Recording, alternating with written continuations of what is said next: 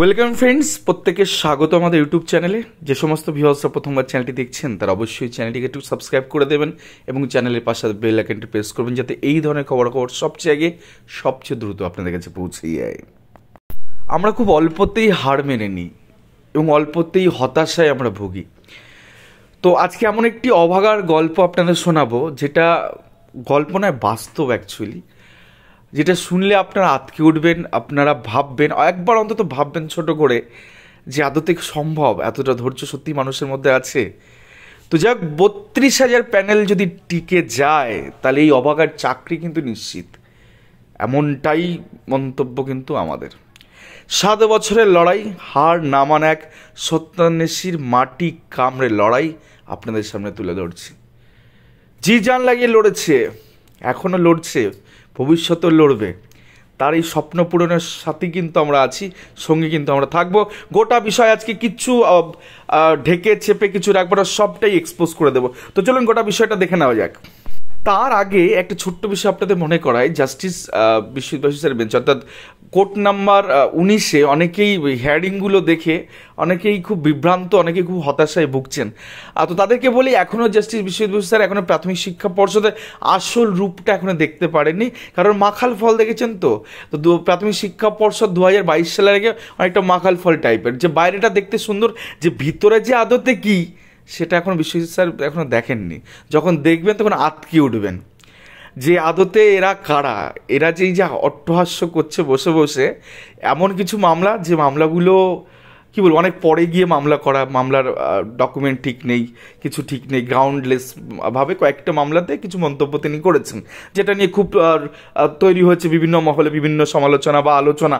তো সেই জায়গা থেকে আপনাদের একটা বিষয় অ্যাসিওর করে বলি, জাস্টিস বিশ্বজিৎ স্যার যখন আসল মামলাগুলো দেখবেন তখন তার তিনি যে মতামত নিয়ে চলছেন সেটা পরিবর্তন হবে খুব দ্রুত, হয়তো আগামীকালই, কারণ আজকে তিনি বসছেন, আগামীকাল থেকে গোটা বিষয়টা হয়তো তিনি তার চোখের সামনে আসবে। একটা ঘটনা আপনাদের শেয়ার করে, যারা বলছিলেন জাস্টিস বিশ্বজিৎ স্যার কিছু বুঝছেন না, তাদের কিন্তু বুঝিয়ে দিয়েছে প্রাথমিক শিক্ষা পর্ষদের 2 আইনজীবী এবং 2 নামকরা আইনজীবী, নাম বলছি না, তো যাই হোক নাম এখানে পেয়েও যাবেন, মিস্টার সুবীর সান্যাল, মিস্টার রাতুল বিশ্বাস, এই দুজন অলরেডি বুঝিয়ে ছেড়েছেন যে ইরেগুলারিটি হলে চাকরি কোর্ট দিতে পারে।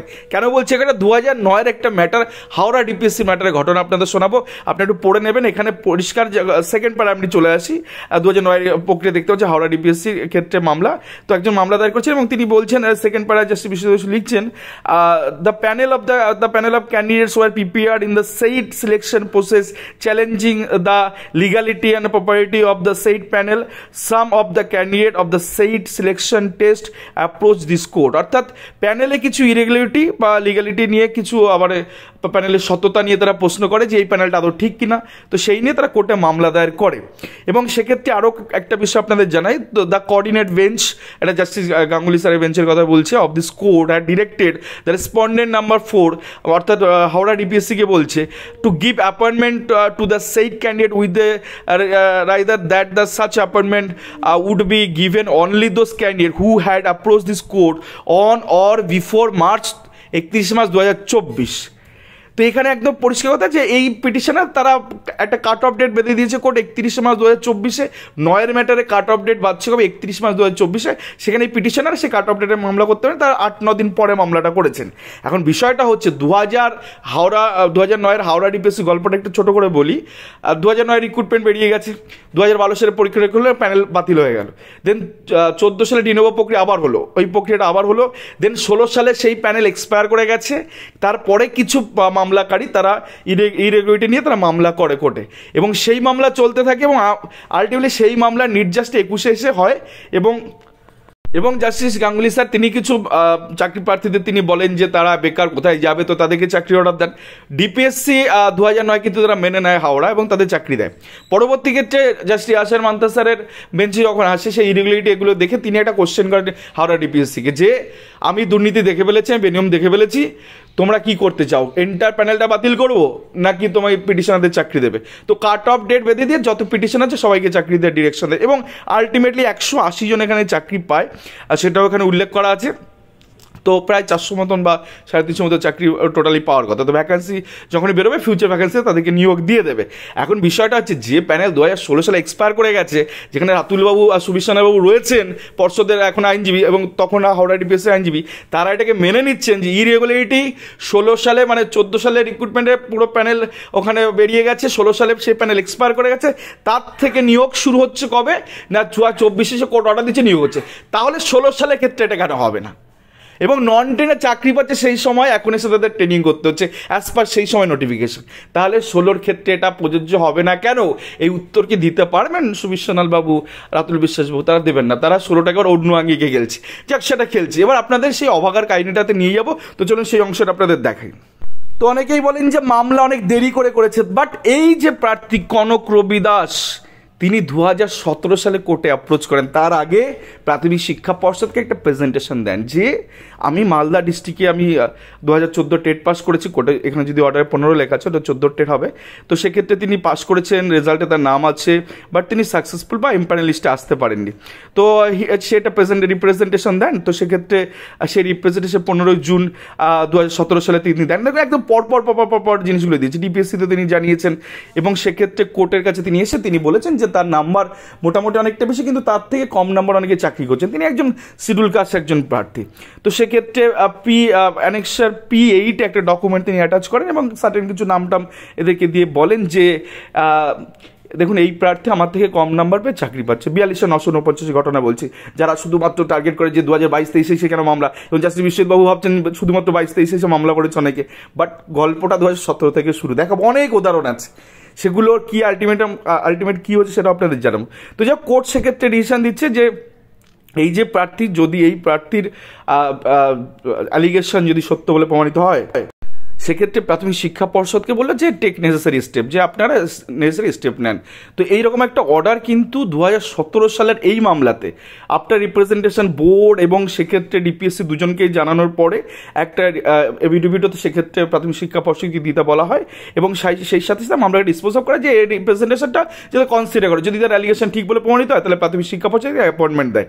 তো এই হিসাবে WPI 19/975 2017 সালের মামলা, এটা কিন্তু ডিসপোজ অফ করে অরিজিৎ ব্যানার্জি স্যার, এটা কিন্তু এই অর্ডারটা দিয়েছিলেন। ভাবুন, এই 1 নম্বর কোড হয়ে গেল। দেন প্রাথমিক শিক্ষা পর্ষদ কী করলো, 11/12/2017 সালে তাকে একটা ডেকে পাঠালো, একটা চিঠি দিয়ে যে আপনি আসুন জানুয়ারি 2018-তে 2:30-এর সময় আপনার একটা হিয়ারিং আমরা করাবো, দেখি আপনি আদতে কতটা আপনার সত্যতা আছে আপনার বিষয়ে। তো প্রাথমিক শিক্ষা পর্ষদ সেই হিয়ারিংয়ে ডাকার পরে যেটা করলো, খুব নিন্দনীয়। আর.সি. বাগচি ম্যাডাম কেন এরকমটা করলেন, উনার মতো একটা ভালো মানুষ আমি জানি না, তিনি এসে বললেন এই মামলাতে তিনি 2টো পয়েন্ট পেলেন। একটা কি, যে the petitioner qualified TET 2014 14 TET pass করেন as a untrained SC candidate but was not employed. প্রথম এটা পেয়ে গেলেন। সেকেন্ড কি পেলেন, it was found that his total merit score is less than that last empanel candidate in the respective untrained general category and untrained SC category. অর্থাৎ untrained জেনারেলও তিনি cross করতে পারেন এবং আনট্রেন্ড এসসিতেও তিনি ক্রস করতে পারেন, যার জন্য এটাকে প্রাথমিক শিক্ষা পর্ষদের তরফ থেকে ডিনাই করে দেওয়া হয়। এটা হচ্ছে প্রাথমিক শিক্ষা পর্ষদের প্রথম মিথ্যাচার, যেটা ফার্স্ট টাইম আমাদের সামনে রিভিল হয় 2018 সালে। দেখুন কন্টিনিউশন চলছে, 17 সালে মামলা, তার আগে রিপ্রেজেন্টেশন, 18 সালে ভেরিফিকেশন হলো, মানে হিয়ারিং হলো পর্ষদে। তারপরে তিনি রিগার্ডিং তিনি বলছেন যে এরকমই যদি হয় তাহলে আমি একটা অ্যাপিল, আমি আইটিআই করি। তো আইটিআই তথ্য তারা দেয় না, তো ফার্স্ট অ্যাপিলেট অথরিটিতে তাদের হিয়ারিং হয়, সেটা দেখতে পাচ্ছেন বিকাশ ভবনের সার্টেন ডিরেকশন এখানে আছে। তো সেক্ষেত্রে বিকাশ ভবনে তাকে ডেকে পাঠানো হয়। বিকাশ ভবন কি জায়গায় বিস্তৃত কোনো একটা জায়গা হবে, তো সেক্ষেত্রে তার সমস্ত ইনফরমেশন নেওয়া হয়, কিন্তু তারপরেও তাকে কোনো উত্তর দেওয়া হয় না। দেখুন লড়াইটা ভাবুন, সব রকম পদ্ধতি মেনটেন করে লড়াই।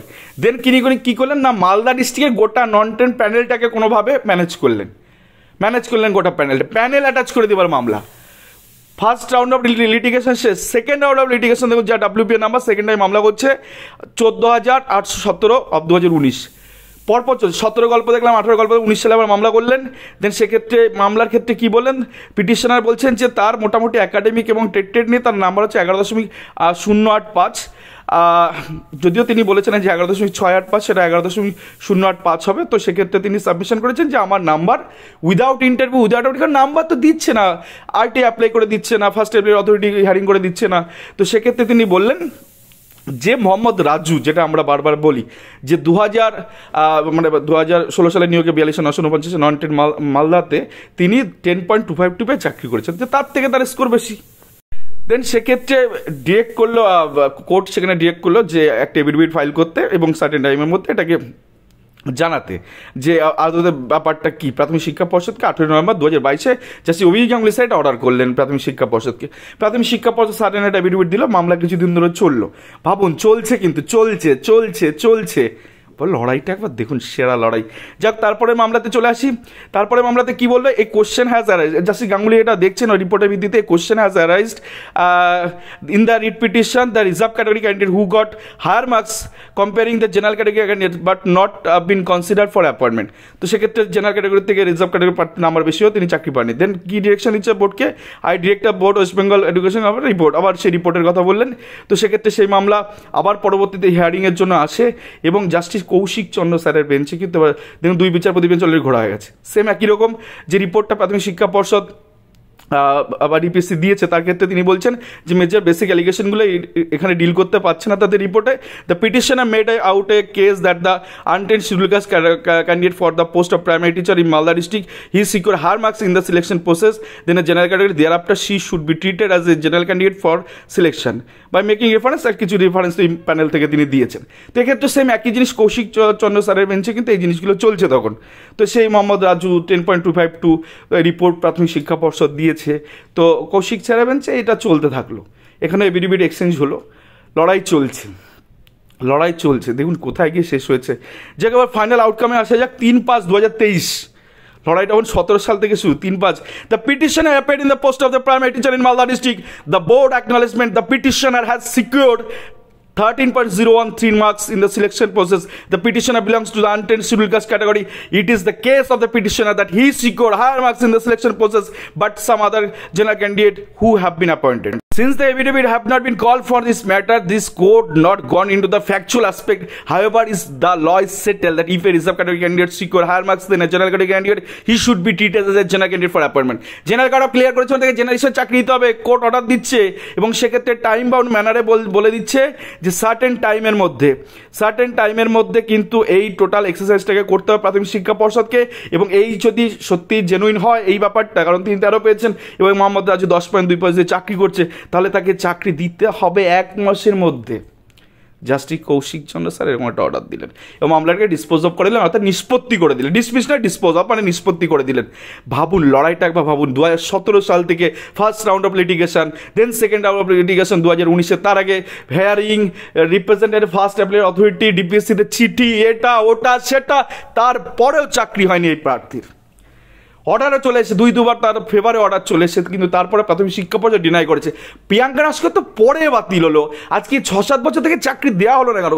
যারা তাজ্য ভুলভাল মন্তব্য করেন যে সমস্ত প্রার্থীরা বা যে সমস্ত যারা আছেন হোয়াটএভার থার্ড ক্লাস লোকজন, তারা বলছেন যে 2022 এসে মামলা করেছে। না, 2017 সাল থেকে প্রার্থী মামলা করেছে। একটা দুটো না, বহু উদাহরণ আছে। আজকে এদের সাথে কি হবে? ইনজাস্টিস হয়নি এদের সাথে? 10 পেয়ে চাকরি করছে প্রাথমিক স্কুলে, 13 পেয়ে কেন সে চাকরি পাবে না একজন সংরক্ষিত প্রার্থী হয়ে? আছে কোনো উত্তর? কোর্ট অর্ডার করছে, সেটেল ল দেখাচ্ছে, তারপরে প্রাথমিক শিক্ষা পর্ষদ দেয়নি। এদের কালো রূপটা জাস্টিস বিশ্ববিদ্যালয় এখনো দেখেননি। যখন দেখবেন শিউরে উঠবেন যে প্রাথমিক শিক্ষা পর্ষদ আদতে কি এর অ্যাকচুয়ালি। সেই মামলা আসতে চলেছে, অপেক্ষা করুন, সব হিসাব হবে। ধন্যবাদ সকলকে, এই ছিল আজকের ভিডিও।